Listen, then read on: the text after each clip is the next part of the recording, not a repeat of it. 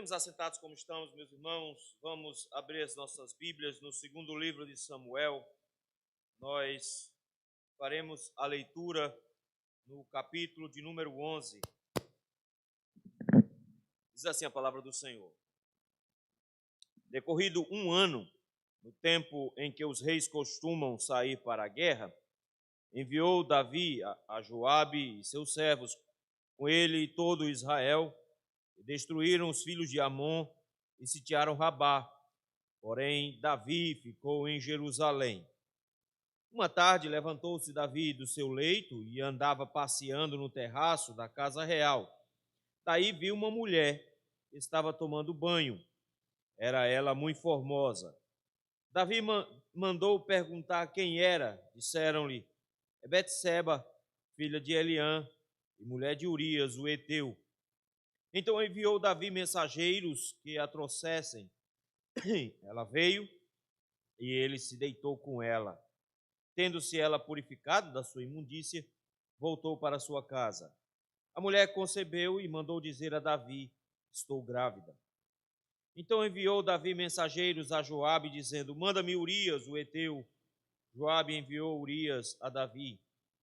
Vindo, pois, Urias a Davi, perguntou este como passava Joabe, como se achava o povo e como ia a guerra. Depois disse Davi a Urias: desce à tua casa e lava os pés. Saindo Urias da casa real, logo se lhe seguiu um presente do rei.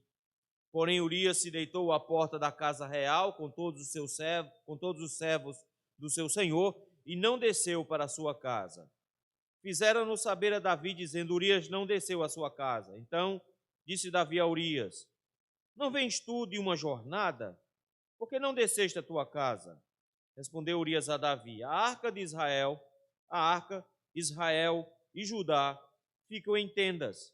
Joabe, meu senhor, e os servos do meu senhor estão acampados ao ar livre. E hei de eu entrar na minha casa para comer e beber e para me deitar com minha mulher? Tão certo como tu vives e como vive a tua alma, não farei tal coisa. Então disse Davi a Urias: demora-te aqui ainda hoje, e amanhã te despedirei. Urias, pois, ficou em Jerusalém aquele dia e o seguinte. Davi o convidou, e comeu e bebeu diante dele, e o embebedou.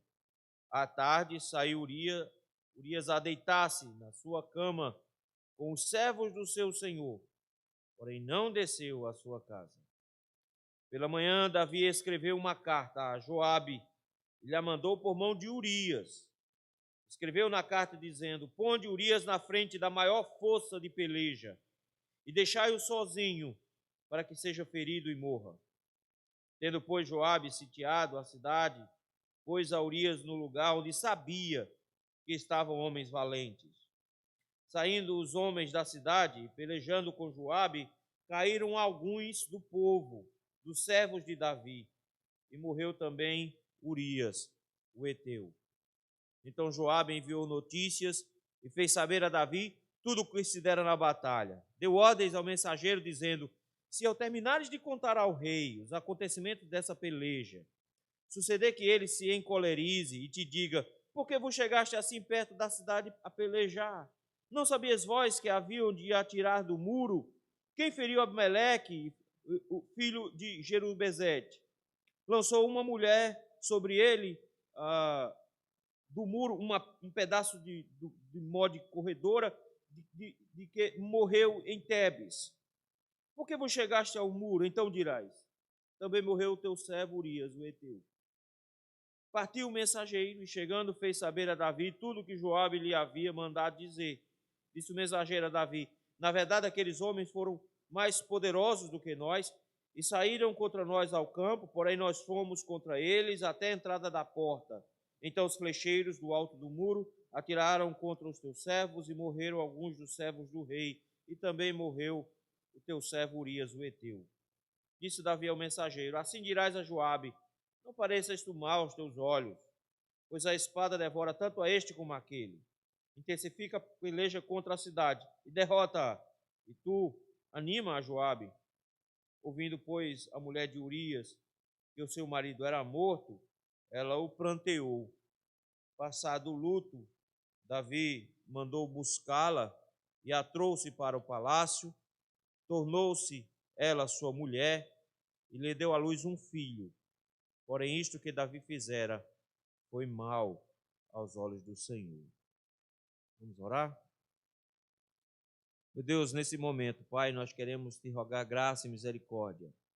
Te pedir, meu Deus, que o Senhor tenha compaixão de nós e abra os nossos olhos para contemplarmos, ó Senhor, a malignidade do pecado, para contemplarmos a tua santidade. Ajuda-nos nesse sentido, no nome de Jesus. Amém. Irmãos, existe uma diferença algumas diferenças entre um açude e uma barragem. Quem é do interior sabe. Talvez que quem seja sempre da capital não saiba. A diferença básica é que um açude é feito com a parede de barro. A barragem ela é feita com parede de pedra cimentada.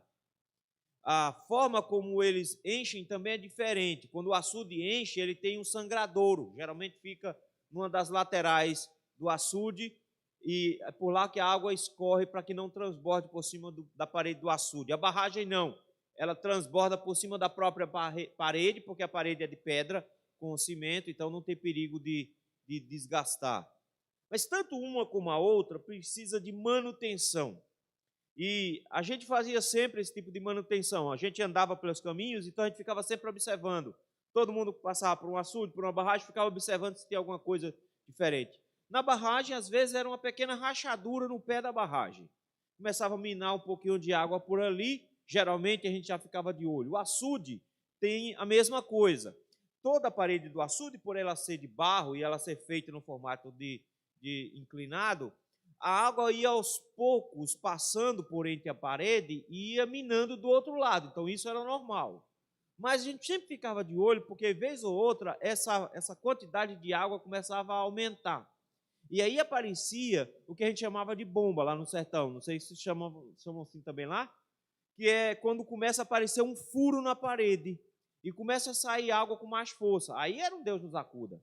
Então, quando a gente encontrava um furo na parede do açude ou na parede da barragem, a gente já corria logo rápido para consertar. E o motivo é que nunca ficava naquela coisinha miudinha. E rapidamente a erosão ia aumentando, e quando você pensava que não, tinha uma quantidade grande de água passando, e do nada a parede do açude ia embora, a parede da barragem ia embora, ia tudo por água abaixo. Tudo começava com um pouquinho de água vazando pela parede. Toda grande ruína começa com uma pequena rachadura. Tudo começa com uma pequena rachadura. Às vezes a gente vê a desgraça grande, mas tudo começou com uma coisinha bem pequena, até muitas vezes imperceptível, mas que ganha proporções. O pecado não é diferente. O pecado, da mesma forma, meus irmãos, ele também começa com pequenas coisas, pequenos detalhes. Mas uma vez ele sendo praticado, ele cresce numa proporção tão grande que destrói tudo que está ao seu redor. Daí a gente entender a malignidade dele, para que a gente não ache que pequenos detalhes na vida podem passar desapercebidos, que pequenos pecados podem passar desapercebidos, mas são de pequenos pecados que a grande desgraça se consolida. É isso que o capítulo 11 de 2 Samuel nos mostra. É uma vergonha o que acontece aqui nesses capítulos, porque Davi estava no auge. Tudo finalmente começou a dar certo. O capítulo 1 de 2 Samuel começou a todas as expectativas de Davi se realizando. Eu sei, ele lamenta a morte de Saul, mas finalmente ele se torna rei não só sobre Hebrom, mas em seguida ele se torna rei sobre todo Israel. Todas as pessoas se rendem a Davi. Davi conquista Jerusalém, uma cidade fortificada, monta nessa cidade a sua base de reino, ele agora tem um palácio onde morar. Davi derrota todos os seus inimigos, ganha todas as batalhas, expande o território, planeja construir uma casa para Deus, recebe da parte de Deus uma promessa magnífica de que sua descendência será eterna no reinado, e ainda resolve compartilhar com as pessoas da bondade de Deus. Primeiro, compartilha essa bondade do Senhor com o Mefibosete, depois tenta compartilhar com o filho de Anás, não deu muito certo, mas Davi está no auge, Davi está com um reino grande, Davi está enriquecendo, tem muitos bens sendo trazidos para Jerusalém, tudo está dando muito certo, e de nada aparece esse capítulo. Tem uma coisa especial que a Bíblia faz, ela não constrói heróis. Não existe heróis na Bíblia, porque os heróis, em espécie, eles não costumam ter defeitos. A Bíblia não constrói heróis, ela constrói pessoas, ela mostra pessoas como nós, que têm pecados que são graves e que envergonham a história. Nós não podemos confundir Davi aqui como sendo um ímpio. Davi é um homem segundo o coração de Deus, a gente já sabe disso. Ele foi escolhido por ser fiel ao Senhor. Mas, meus irmãos, o pecado possui um grau tão grandioso de malignidade, a tal ponto que ele nos cega. E em meio a essa cegueira que ele produz, nós precisamos compreender como ele é pernicioso, maligno e destrutivo. Porque ele nunca fica com um arranhão, com uma ranhura só. Ele sempre se expande e destrói tudo ao seu redor. Acontece que eles estão no meio de uma guerra que já foi descrita rapidamente, lá no capítulo de número 8, descrita com mais detalhes, aqui no capítulo número 10. Ele se levantou contra os filhos de Amon por uma humilhação que fizeram aos mensageiros. Rasparam as barbas dos rapazes pela metade, cortaram a roupa, humilharam. Davi se lança contra Amon. No meio desse processo se levantam os sírios e inicia-se uma guerra bem renhida que demorou. E é isso que está acontecendo no capítulo de número 11. Nós temos um intervalo dessa guerra. O texto nos diz, então, que eles estão sitiando uma cidade chamada Rabá. Era uma cidade fortificada que demorou para ela ser conquistada justamente porque era difícil de ser penetrada e eles estavam sitiando. E aí, então, o texto começa a dar uma série de relatos de como Davi está lidando com essa questão. O texto, meus irmãos, ele é recheado de dados, onde nos mostra um Davi que é diferente do Davi que a gente conheceu até agora. Porque é um Davi autoritário, é um Davi que fica o tempo todo dando ordens, mandando. Todo mundo aqui no texto obedece Davi, faz tudo o que Davi manda. Notem que o tempo inteiro o texto fica dizendo que as pessoas ao redor de Davi são servos de Davi, O tempo inteiro essa informação é repassada. Davi, ele se movimenta o tempo inteiro. Olha a quantidade de verbos que são usadas para falar de Davi. O texto diz que, versículo 1, Davi enviou, depois Davi ficou em Jerusalém, versículo 2, Davi levantou-se, versículo 3, Davi mandou, versículo 4, Davi enviou, Davi deitou, no versículo número 6, Davi enviou. O tempo inteiro é assim. Davi está o tempo todo em ação, nesse capítulo todo. Ele está fazendo as coisas o tempo inteiro. Então, o tempo todo ele está mandando, enviando, dando ordens. É isso que ele está fazendo o tempo todo. O que nos mostra o tanto de atividade que o pecado tem dentro desse texto. Davi, meus irmãos, ele inicia um processo que o coloca numa situação difícil nos versículos 1 e 2. Mas Davi tem um pecado um pouco mais antigo. Qual foi o processo que levou Davi para essa situação ruim? Em primeiro lugar, ociosidade. Dizem que a mente vazia é oficina do diabo. E é isso que nós vemos no versículo de número 1. O texto nos traz algumas informações, em especial sobre Davi. Diz assim, decorrido um ano, passou-se um ano dessas batalhas. Então, é muito tempo para uma guerra, mas naquela época era comum isso. E o texto nos diz que chegou a época em que os reis saíam para a batalha. Davi sabe que ele deveria estar à frente, mas ele não era obrigado a estar à frente do exército. Se você for ver o capítulo anterior, Davi foi à frente. No versículo número 17, diz que Davi ajuntou todo Israel, passou o Jordão e foi a Elã. Davi já tinha ido para a guerra algumas vezes. Mais tarde, Davi, inclusive, vai ser aconselhado a não ir para uma guerra, porque ele quase morreu em uma delas. Então eles começaram a descobrir que se o rei estivesse na frente de uma guerra, ele corria muito perigo.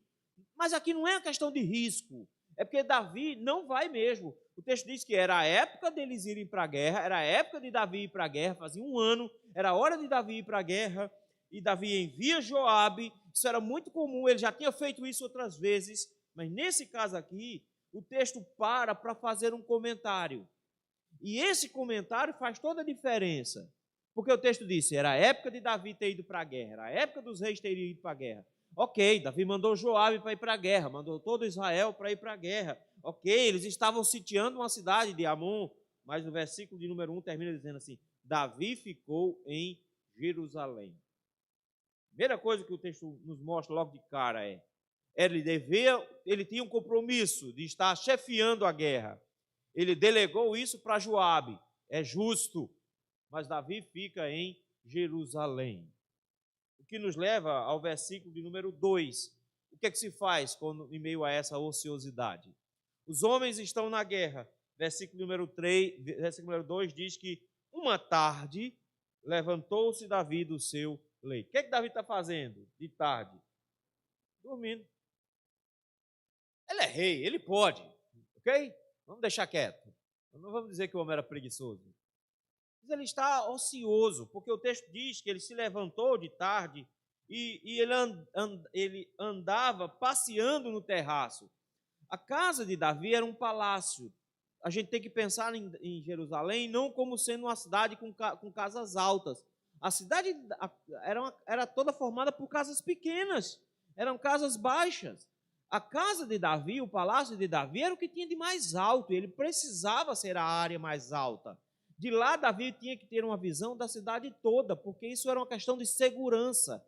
Quando o rei tem uma visão da cidade toda, ele consegue ver tudo que está acontecendo na cidade. Então, ele consegue tomar decisões a partir dessa visão. Então, a casa de Davi era uma casa mais alta, e ela via lá de cima. Então, digamos assim, Davi morava no prédio e embaixo tinha o povo normal. Era isso que acontecia. Mas o texto diz que Davi estava andando, passeando pelo terraço. A ideia de que ele não tinha nada para fazer. Se levantou de tarde, não tinha Netflix na época.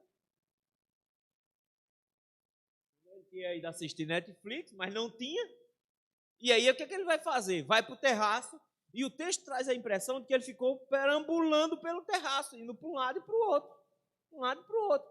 O que ele vai fazer num terraço? Irmãos, o que vocês fazem quando vocês vão para um terraço? Ficam olhando.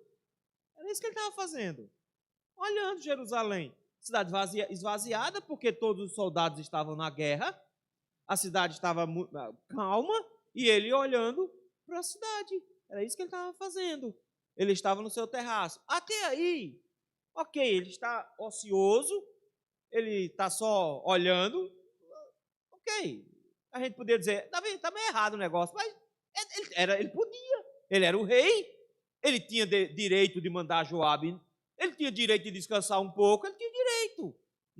Nenhum problema mais sério. Mas isso levou Davi a uma situação perigosa. Isso colocou Davi numa situação que ele já tinha demonstrado fragilidade. O texto nos diz no versículo 2 que ele estava passeando no terraço da casa real e daí viu uma mulher que estava tomando banho. Aí nós temos um problema. Aí o negócio começa a entornar, porque ele viu uma mulher que estava tomando banho. Você canta dessa mulher tomar banho? Era, infelizmente era. Não existia a figura do banheiro privativo, vocês precisam lembrar disso. E essa mulher aqui em especial, não era um banho comum que ela estava tomando. Na verdade, existia uma regulamentação em Israel quando a mulher passava o seu período menstrual. Uma vez passando o seu período menstrual, ela deveria tomar um banho, se purificar, e depois ela deveria ir no templo e tudo mais. Então ela estava tomando um banho de purificação, era um banho religioso. Ela estava terminando seu período menstrual e ela estava tomando um banho religioso. E onde era o lugar que ela ia escolher? No terraço da casa dela, era um lugar privado, era um lugar onde ela poderia ficar. Mas vejam, a questão toda é que Davi está numa posição que ele é o único que pode ver.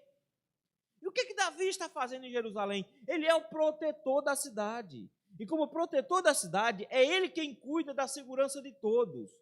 Acontece que ver essa mulher tomando banho não era em si um problema. O problema é como continua. Porque se ele está numa posição de destaque, e essa moça está aqui de forma desapercebida, tomando as suas providências diárias, ele viu, ele deveria ter protegido ela. Mas o texto começa a mostrar que não foi bem isso que aconteceu. O texto diz que estava ela tomando banho, e o texto para dizer que ela era muito bonita. Ela era muito bonita. Quem foi que viu que ela era bonita? Só tem uma pessoa vendo ela tomando banho. Só tem uma pessoa, e é Davi. E o texto começa a dizer que Davi notou algo nessa mulher. Davi notou que ela era bonita. Esse era um problema de Davi. Há quem diga que a gente já deveria estar esperando que isso acontecesse com Davi. Porque Davi, meus irmãos, tem uma sequência aqui em 2 Samuel, que ele percorre, que sempre nos mostra um problema. Toda vez que Davi está indo bem numa batalha, Davi arranja mulher. Veja aí, por exemplo, capítulo 3. Volta um pouquinho. Capítulo 3. Veja o versículo 1. Olha como está lá. Durou muito tempo a guerra entre a casa de Saul e a casa de Davi. Davi se ia fortalecendo, porém os da casa de Saul iam se enfraquecendo. Davi está se fortalecendo, veja, coisa boa, não é? Davi está ficando maior. O que é que Davi faz em seguida? O que é que o texto faz em seguida? Em Hebron nasceram filhos a Davi. O primogênito Amon, de Ainoã, Jezreíta, o segundo Quiliabe, de Abigail. O texto começa a falar da quantidade de mulheres que ele tem. Vai dizer que ele tem Ainoã, que ele tem Abigail, que ele tem versículo de número 4, Ragite. Vejam, o texto para fazer e faz questão de dizer, depois que Davi se engrandece, em seguida nós falamos sobre mulheres. Veja o capítulo 5.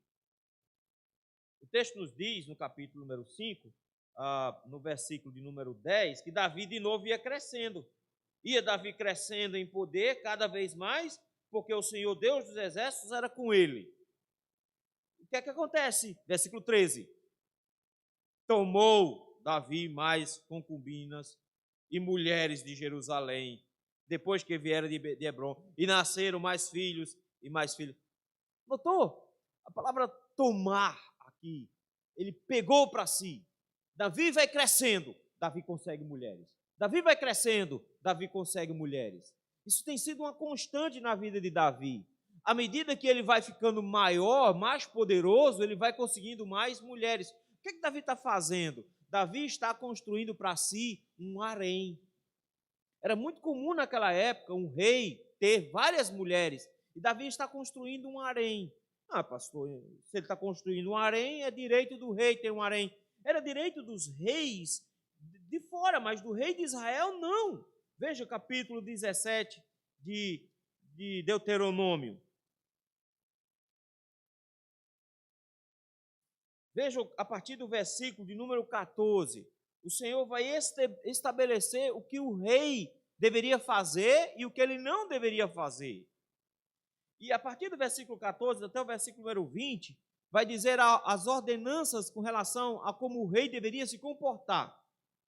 Quando entrares na terra que eu te dá o Senhor teu Deus, e a possuíres e nela habitares, e disseres, estabelecerei sobre mim um rei, como todas as nações que se acham em redor de mim, Deus já tinha previsto que eles queriam um rei, estabelecerás com efeito sobre ti como rei aquele que o Senhor teu Deus escolher, não que vocês escolheram, como foi Saul. Homem estranho que não seja de entre os teus irmãos, não estabelecerás sobre ti, ou seja, o rei tem que ser de Israel. Nós vimos isso no capítulo 5 de 2 Samuel. E sim, um dentre eles. Porém, este não multiplicará para si cavalos. E Davi já pegou um bocado de cavalo. Nem fará voltar o povo ao Egito. Tudo bem, Davi não fez isso. Para multiplicar cavalos. Pois o Senhor vos disse, nunca mais voltareis por esse caminho. Tampouco para si multiplicará mulheres. Não tem um harém. O rei de Israel não tem um harém. Por quê? Para que o seu coração se não desvie, nem multiplicará muito para si prata ou ouro. Não é para ficar muito rico, não.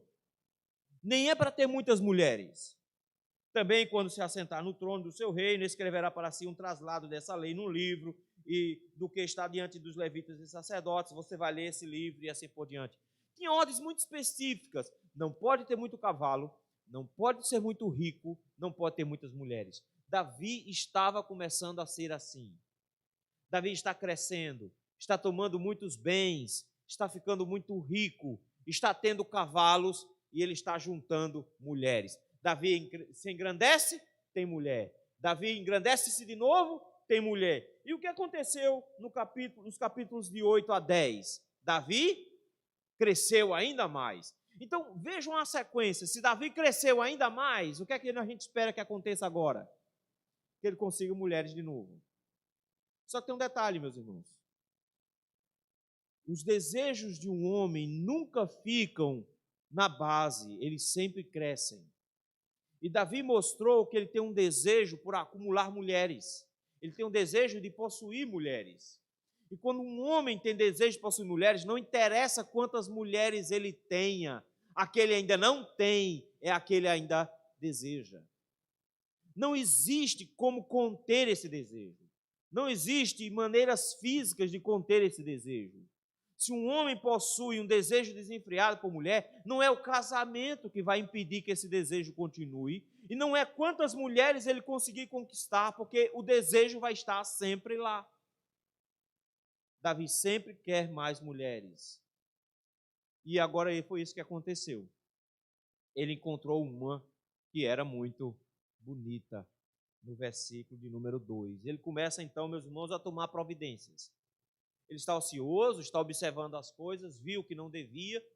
Ele deveria ter protegido essa mulher dele mesmo, e ele não fez isso.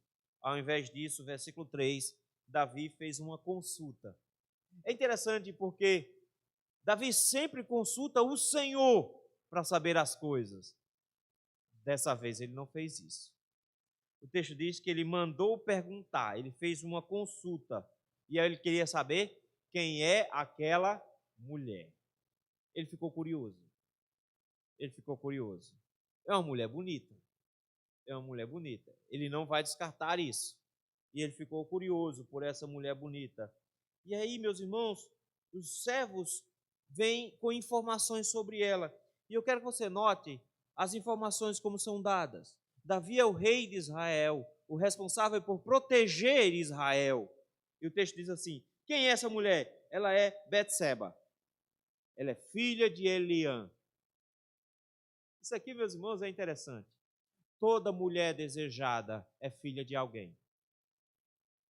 Não interessa se ela não aparece nem com cabeça nas fotos de revista que você olha.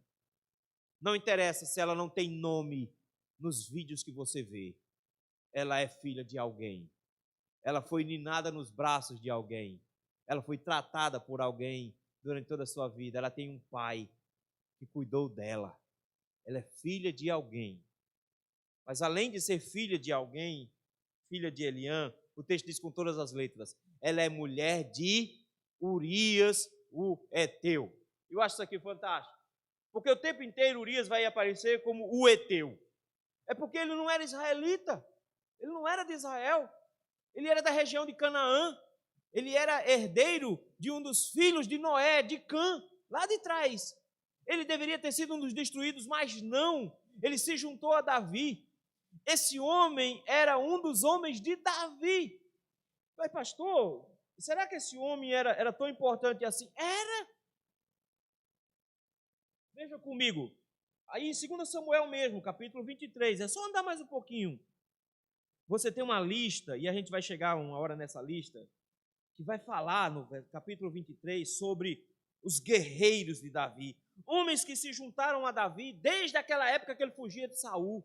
Homens valentes, homens poderosos. E no capítulo 23, a partir do versículo de número 30,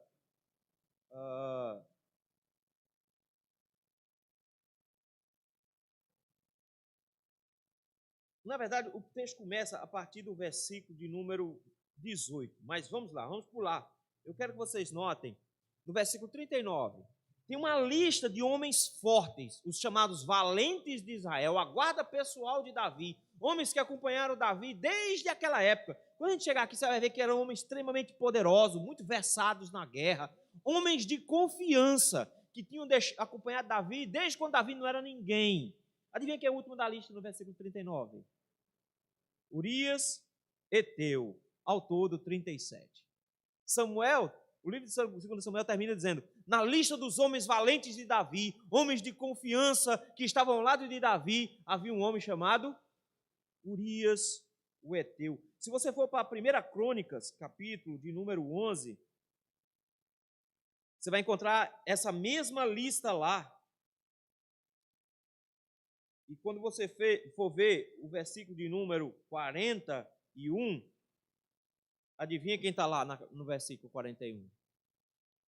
Urias, Eteu. Está lá. Quem é esse homem? É um desconhecido?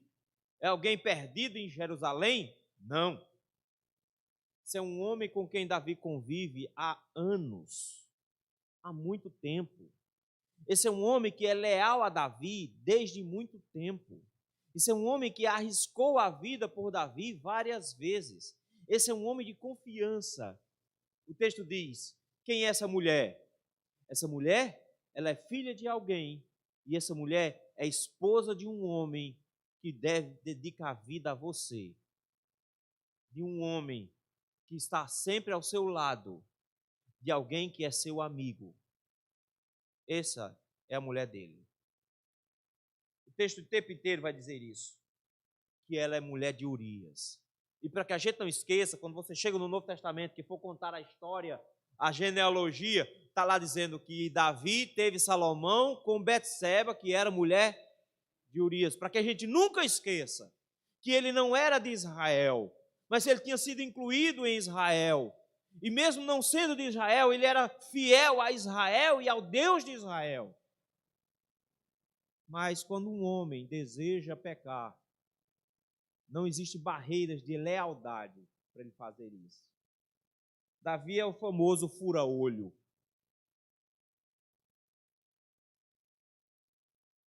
Vejam que loucura, meus irmãos, a cegueira do desejo, a cegueira do pecado. Davi não viu que essa mulher tinha um pai, que ele provavelmente conhecia. Davi não viu que essa mulher era a esposa de um amigo dele chegado, de um homem valente de confiança dele, da guarda pessoal dele. O que é que ele faz? Versículo 4, ele toma mais uma atitude. Enviou Davi mensageiros que a trouxessem. Foram buscá-la. Essa mulher está sozinha em casa. Ela está sozinha em casa. O marido dela está na guerra. O rei mandou buscar. Ela ia dizer o quê? Vou não, estou ocupada fazendo café. Ela não vai dizer isso. O rei mandou chamar. Se o rei manda chamar, a pessoa vai. Davi é o homem mais poderoso da região inteira, não é só de Israel. Ela veio. O texto nos diz que ele a trouxe. O texto não fala se ele pagou um jantar para ela. O texto não fala se eles conversaram. Não diz se Davi levou ela na conversa. O texto não diz absolutamente nada de como foi aquela situação. O texto só diz: ela veio e ele se deitou com ela. Eu sei que tem gente que fica colocando a culpa em Betseba. Ah, por que ela estava tomando banho aí para se mostrar para o rei? Ela não estava se mostrando coisíssima nenhuma, ela estava tomando banho. Ela estava suja e principalmente ela estava cumprindo uma ordem religiosa. A ordem religiosa mandava que ela tomasse banho. Onde é que ela tomava banho? No lugar onde ela tinha mais privacidade, na casa dela. Ela estava na casa dela, não estava tomando banho na rua, não. Davi tem uma visão privilegiada da cidade, mas ela estava na casa dela. Ela está obedecendo a ordem do rei, ela veio. E o texto não diz que ela era uma pessoa sem moral. O texto nem diz nada sobre ela. Ela não diz uma palavra no texto aqui. Ela não diz nada. O texto simplesmente diz que Davi mandou buscar. Ela obedeceu e veio. E ele se deitou com ela. Pronto. Isso é tudo que o texto diz. Ela então se purifica. E isso é uma imagem triste. Ela se purifica da sua imundície. ela tomou um banho e foi embora para casa.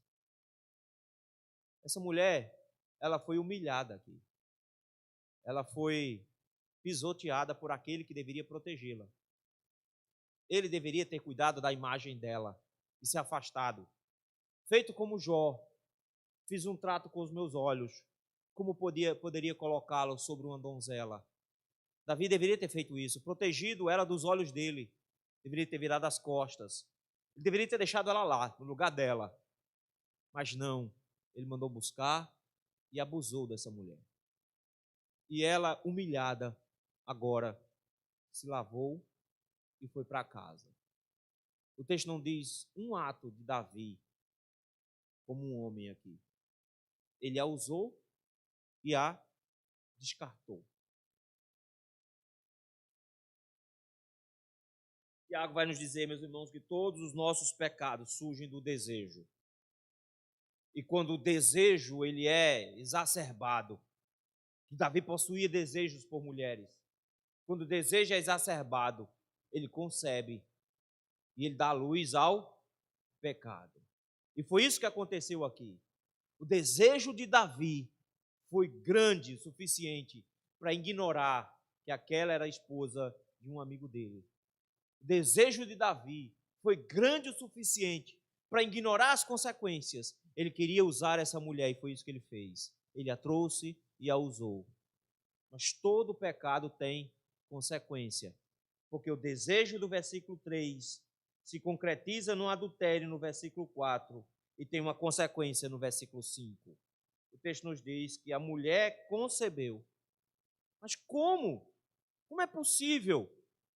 Porque ela estava se lavando da sua impureza menstrual. Então, em outras palavras, o ciclo menstrual dela tinha passado e ela tinha acabado com o período de 7 dias que era dado para uma menstruação. Só que não existe regra com o que diz respeito à gravidez, não existe nenhum método anticoncepcional 100% garantido. Porque às vezes acontece de um óvulozinho ficar grudado lá, sabe-se lá por onde, foi isso que aconteceu. O único encontro fez com que essa mulher engravidasse, mesmo depois do seu período menstrual. E aí aparecem as duas únicas palavras de Betseba em todo o texto. Ela só fala 2 palavras em hebraico. Ela fala, estou grávida. Agora a coisa piorou. Porque até então, quem sabia desse rolo aqui? Alguns escravos de dentro do palácio sabiam.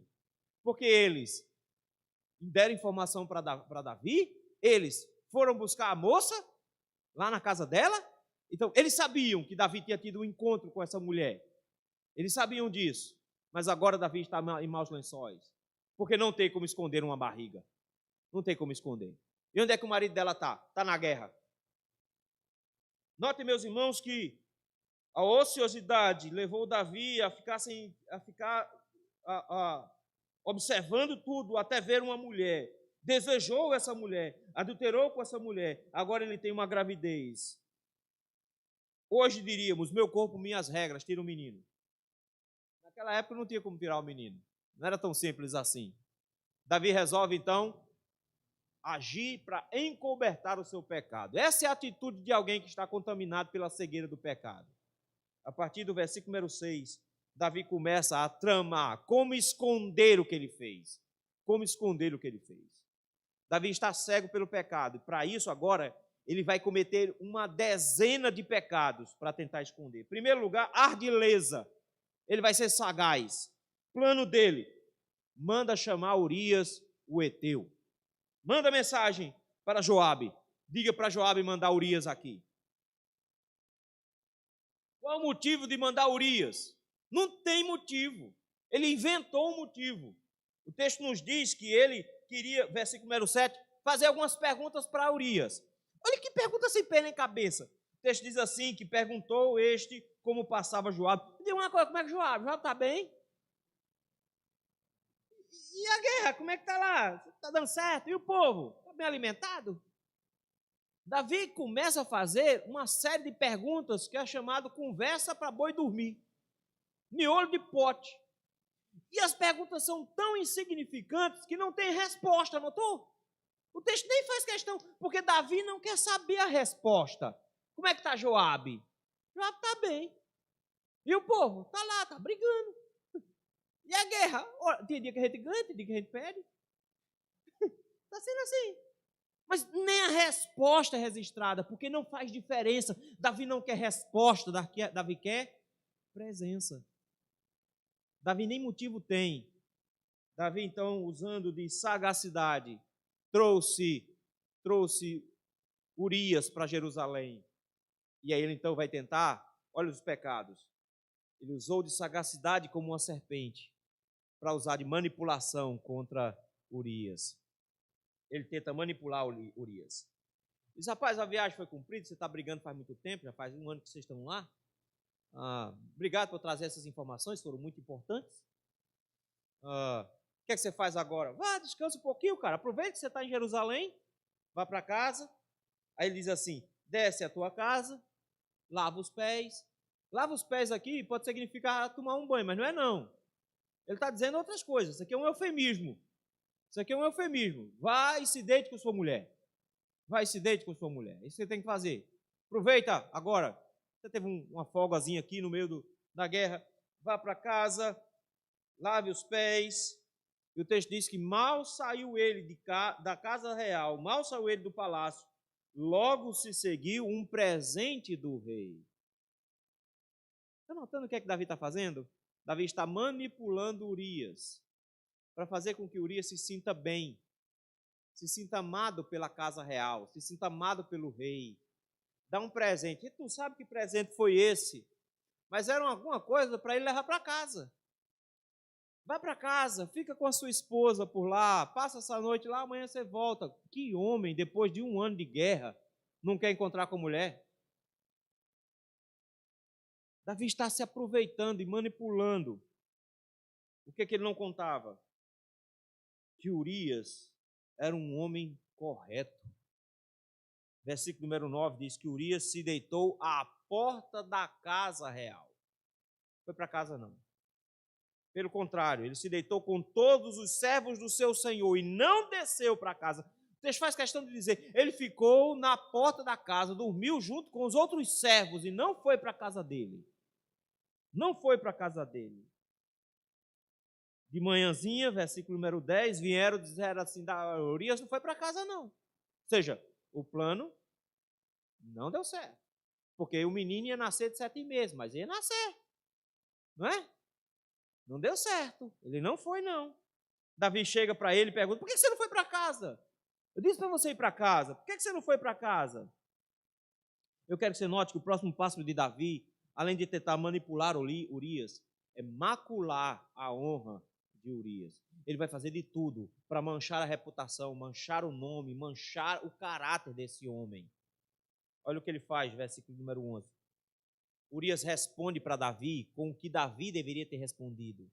Ele diz assim, a arca, Israel e Judá ficam em tendas. A mesma ideia de Davi no capítulo de número 9. Mesma coisa. Aliás, 9 não, no capítulo de número 7. Davi diz, eu moro numa casa e a Arca da Aliança mora numa barraca, numa tenda. Ela está dizendo a mesma coisa. A Arca da Aliança está morando numa tenda. Não só a Arca da Aliança, Israel todo está lá, numa barraca. E Judá está lá, numa barraca. Joabe, que é meu senhor, e os servos do meu senhor estão acampados ao ar livre. Eles estão numa situação difícil. Aí ele faz assim, ó. Olha que tristeza. Hei de eu entrar na minha casa, comer e beber, e para me deitar com minha mulher? Isso não é justo. A arca do Senhor, veja, ele não é israelita, ele diz, a arca do Senhor está numa barraca. Joabe, que é meu general, está numa barraca. Os meus colegas de batalha estão numa barraca. Eu vou para casa aproveitar a vida, comer e beber e me deitar com minha esposa? Eu não posso fazer isso. Olha o juramento dele. Tão certo como vive o rei, como tu vives, e como vive a tua alma, não farei tal coisa. Davi, então, tem que arranjar outro jeito. Davi diz, então fica aqui hoje também, fica mais um dia aqui comigo. Fica aqui não, no palácio mesmo, tudo bem. O que é que Davi faz, então? Versículo de número 13. Davi, note Davi agindo. Convidou, Davi comeu e bebeu diante dele, e o embebedou. Não foi Urias que ficou bêbado. O texto faz questão de dizer, foi Davi que fez Urias ficar bêbado. O que é que ele queria? Ele queria que ele, de repente, tivesse um apagão, quem sabe, arrasta o cara, coloca no carrinho de mão, leva para casa e joga lá dentro da casa de Betseba, acordou de manhã, onde é que eu estou? Estou aqui, foi o que eu fiz? Não vou te contar o que você fez. Antes estava resolvido o problema. Mas Urias, bêbado, é mais leal do que Davi sóbrio. O texto diz que ele ficou bêbado e ele voltou para deitar na cama com os servos do Senhor e não foi para casa. Davi, então, agora, depois de ter sido sagaz, manipulador, maculador, tentou perverter Urias, ele agora tenta matar Urias, sendo maligno. Veja quanta maldade, meus irmãos, versículo número 14. Pela manhã, Davi escreveu uma carta para Joabe, e adivinha quem leva a carta? Urias. Esse homem confia tanto em Davi, porque se ele desconfiou, por isso que ele não foi para casa. Se ele tivesse confiado, ele tinha aberto a carta. Ele não desconfiava nada. Ele não imaginava que o rei dele, a que ele dedicou a vida, iria fazer uma coisa dessa com ele. Davi escreve uma carta, e a carta, meus irmãos, é terrível. Veja a malignidade dele. Ele diz assim, põe Urias na frente da maior força de peleja. Você sabe onde é que tem, onde a guerra é mais pesada. Coloca Davi lá. Coloca Urias lá. Coloca Urias na frente. Urias era um homem valente. Você acha que Urias ia dizer, não vou não, vou ficar lá atrás. Ele era um homem valente. E tem mais, assim, deixa ele sozinho. Deixa ele sozinho. Não só isso.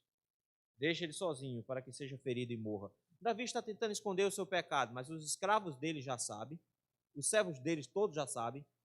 Todo mundo já sabe que Davi está tentando esconder. Agora Joabe já sabe que Davi quer matar Urias. Joabe é um comandante, faz o que Davi manda. Ele não pergunta por que Urias tem que morrer. Chegou a carta, Joabe faz exatamente o que Davi mandou ele fazer. Ele então coloca, e eu acho triste isso aqui, versículo número 16. Tendo, pois, Joabe sitiado a cidade, pôs Urias no lugar onde sabia que estavam homens valentes. Colocou Urias lá. A peleja foi grande, versículo 17. E olha a tristeza aqui. Caíram alguns do povo, dos servos de Davi. Meus irmãos, Urias não lutava sozinho. Os valentes de Davi lutavam com Urias. Urias, para onde fosse, ia aquele grupo de Davi com ele. Porque Urias era um soldado, não era um soldado ralé. Urias era um soldado de elite. Ele era um soldado de elite. E ele colocaram os soldados de elite no pior lugar. E o texto nos diz que eles foram para lá. Morreu só Urias? Não, Davi sacrificou outros homens valentes, outros soldados valorosos, só para matar Urias. Isso aqui é assassinato, meus irmãos, premeditado. O texto nos diz então que depois que Urias morreu, Joabe resolveu mandar notícias para Davi. Como é que se manda uma notícia dessa? Ele escolheu o mensageiro, no versículo número 19, diz, vá contar ao rei o que aconteceu nessa última batalha. Agora eu quero que você note o seguinte, versículo 20, ele diz, mas pode ser que o rei fique com raiva. Pode ser que o rei fique nervoso, porque morreu gente importante, morreram valentes de Israel, amigos de Davi morreram nessa batalha. Ele diz, vá, e caso o rei se colerize, ele pode se lembrar do livro dos Juízes. Ele está dizendo, Davi conhece a Bíblia, Davi vai se lembrar dos juízes. Mas por que Davi se lembraria dos juízes? É porque as atitudes de Davi são típicas dos juízes, em especial de um juiz chamado Sansão. Ele diz, se você contar e ele começar a ficar bravo, ele vai se lembrar de Abimeleque, versículo 21.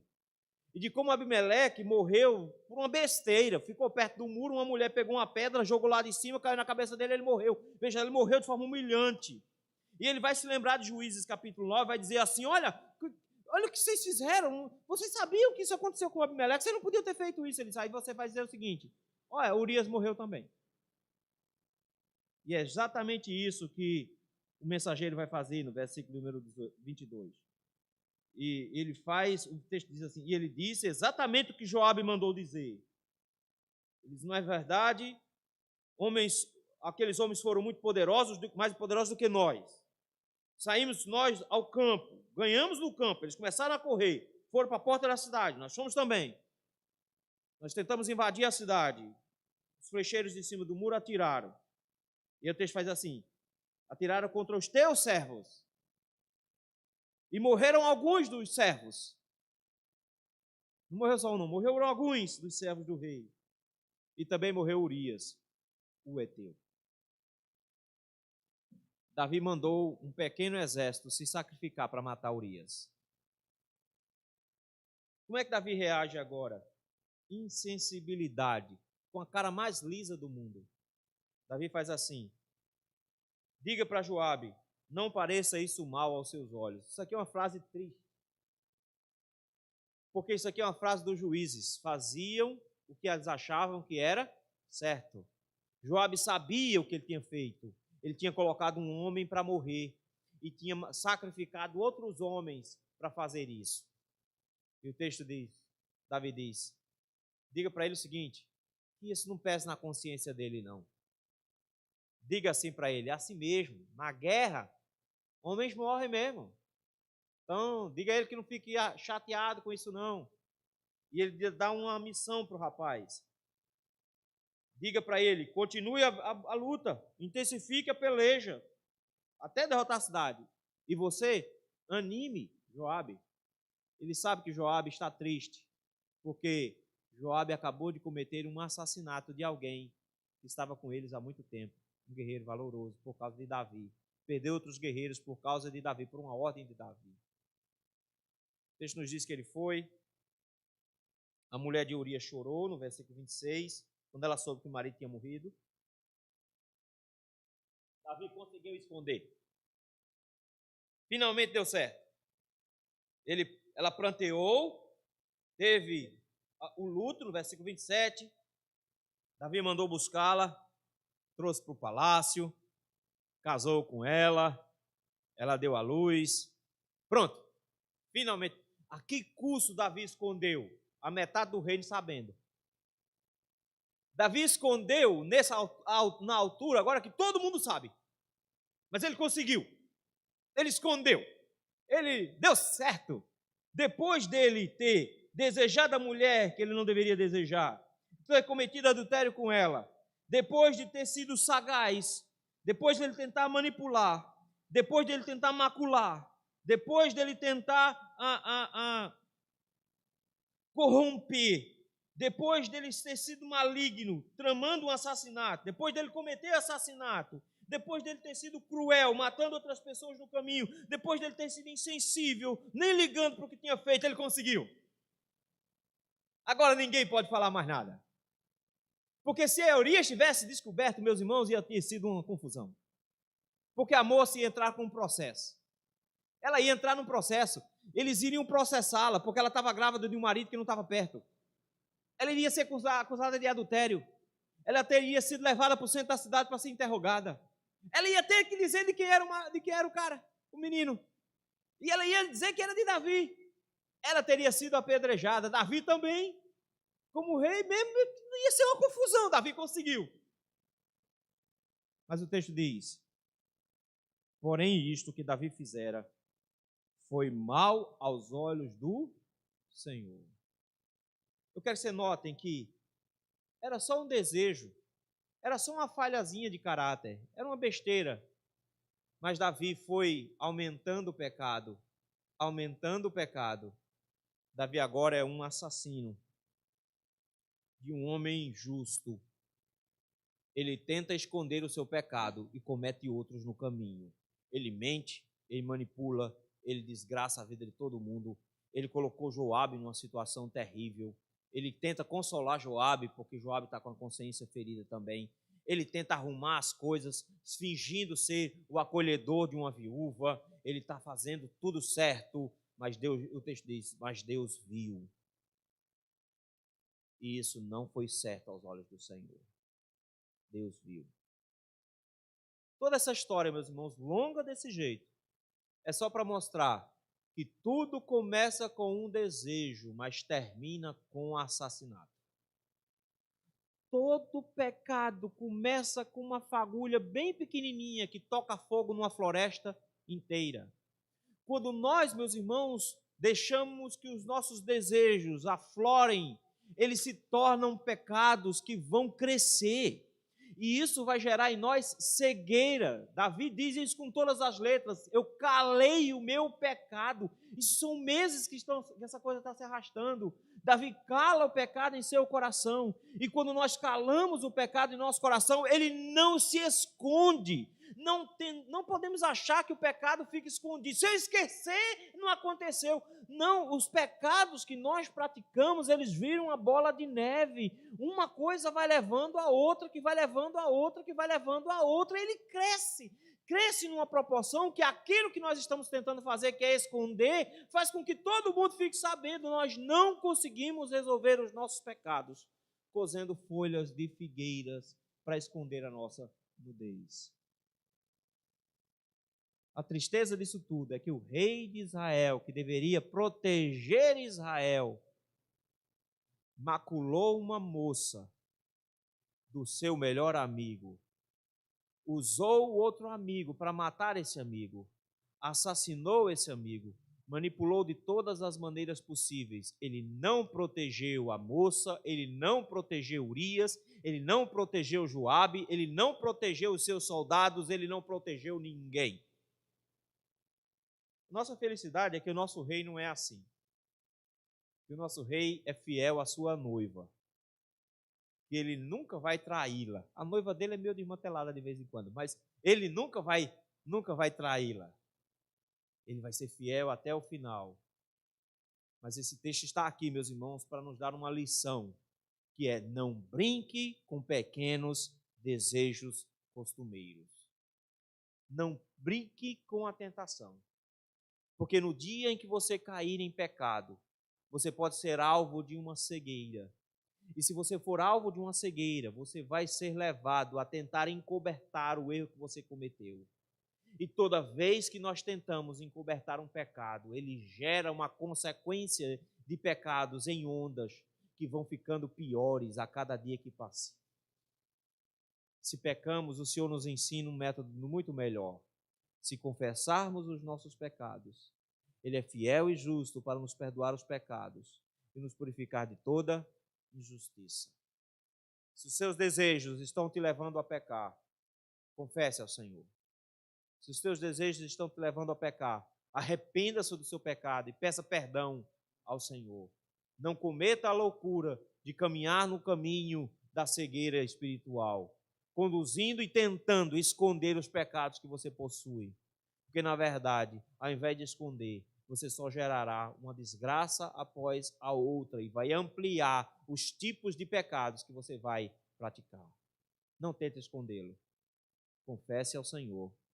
E Ele é fiel e justo para nos perdoar os nossos pecados. Senhor, quantos pecados nós temos acalentados, escondido como segredo em nossos corações. Quantas vezes, ó Senhor, queremos salvaguardar a nossa reputação e escondemos os nossos pecados.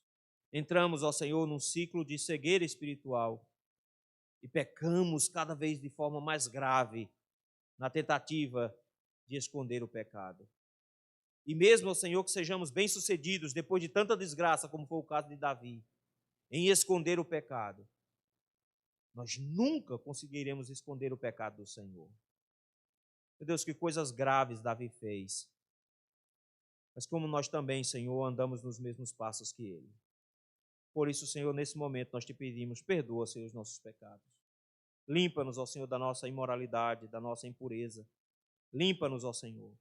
Precisamos confessar a Ti, para que mesmo que as consequências do nosso pecado sejam sérias, serão muito mais sérios se nós tentarmos esconder. Porque nenhum dos nossos pecados são cometidos longe da Tua presença. O Senhor enxerga cada um dos nossos atos. Não permita, Senhor, nem que eu, nem que meus irmãos, na tentativa de esconder o pecado, gere ainda maior maldade. E como, Senhor, uma barragem trincada, venhamos a ver o estouro do mar de pecados que isso irá produzir. Tem compaixão de nós, Senhor, e perdoa-nos no nome de Jesus. Amém.